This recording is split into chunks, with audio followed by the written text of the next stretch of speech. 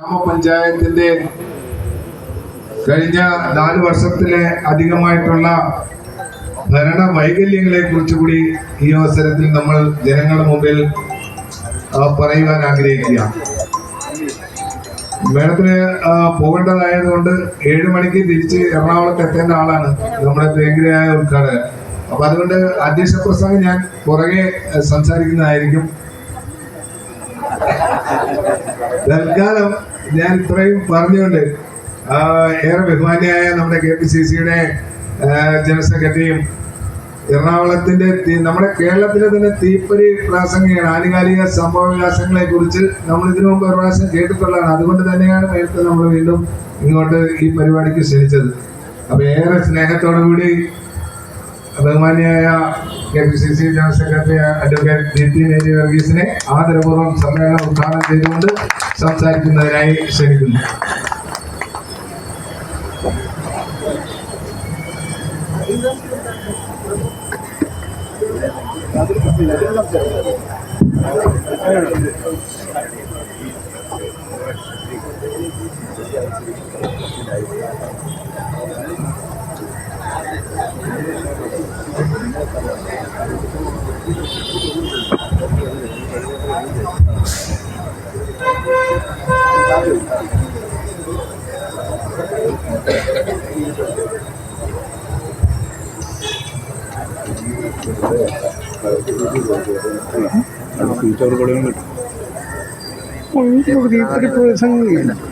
കേട്ടോ ഞാൻ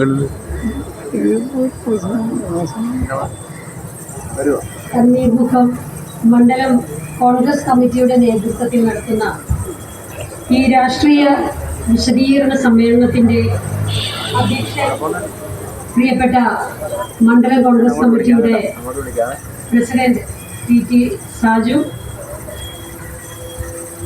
DCCയുടെ vice president പ്രിയപ്പെട്ട ശ്രീ KV മേഘനാഥൻ,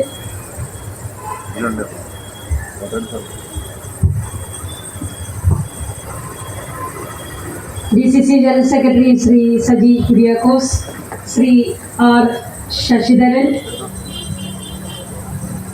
ശ്രീ ശിവശങ്കരൻ, ശ്രീ AR പ്രസാദ്, ശ്രീ അൻസൽ,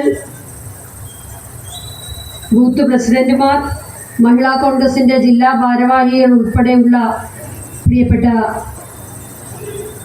കോൺഗ്രസിന്റെ സഹപ്രവർത്തകരെ, ജനാധിപത്യ വിശ്വാസികളെ, ഞാൻ സത്യത്തിൽ തണ്ണീർമുക്കം മണ്ഡലം കമ്മിറ്റിയുടെ ഇങ്ങനൊരു രാഷ്ട്രീയ വിശദീകരണ യോഗമെന്ന് പറഞ്ഞപ്പോൾ ആദ്യം അതിശയിച്ചു പോയി. കാരണം കേരളത്തിൽ മറ്റൊരു സ്ഥലത്തും ഇത്തരത്തിലുള്ള രാഷ്ട്രീയ വിശദീകരണ യോഗങ്ങൾ പലതും പല വിഷയങ്ങളുമായി വിഷയാധിഷ്ഠിതമായി നടത്തുന്നുണ്ടെങ്കിലും ഇത്തരത്തിലൊരു പരിപാടി ഇവിടെ നടത്തുന്നുണ്ട് എന്നറിഞ്ഞതിൽ അതിന് നേതൃത്വം കൊടുത്ത മണ്ഡലം കോൺഗ്രസ് കമ്മിറ്റിക്കും പ്രിയപ്പെട്ട DCCയുടെ ഭാരവാഹികൾക്കുമൊക്കെ കേരള പ്രദേശ് കോൺഗ്രസ് കമ്മിറ്റിയുടെ പേരിലുള്ള എല്ലാ അഭിവാദ്യങ്ങളും അർപ്പിക്കുകയാണ്.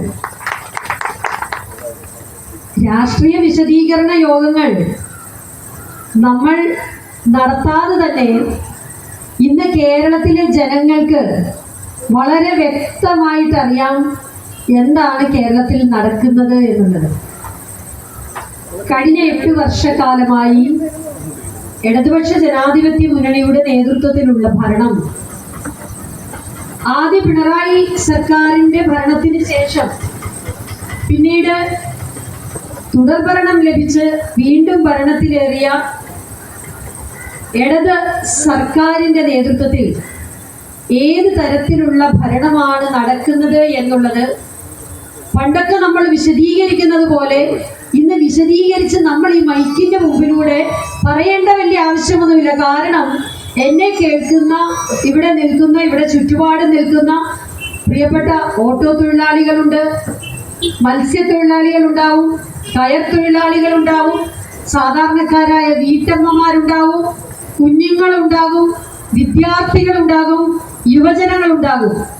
ഇവർക്കൊക്കെ നേരിട്ട് അനുഭവമുള്ളതാണ് എങ്ങനെയാണ് ഇന്ന് ഈ സംസ്ഥാന ഗവൺമെന്റ് ഭരിച്ചു മുമ്പോട്ട് പോകുന്നത് എന്നുള്ളത്. അതുകൊണ്ട് തന്നെ പക്ഷെ നമുക്ക് വലിയൊരു ഉത്തരവാദിത്തമുണ്ട്. ഇന്ത്യൻ നാഷണൽ കോൺഗ്രസ് എന്ന പ്രസ്ഥാനത്തിന് ഈ ജനങ്ങളുടെ ഇന്നത്തെ അവസ്ഥയ്ക്ക്, പ്രശ്നങ്ങൾക്ക് പിന്തുണ കൊടുക്കുവാൻ, അവരോടൊപ്പം നിൽക്കുവാൻ, അവരുടെ പ്രശ്നങ്ങൾ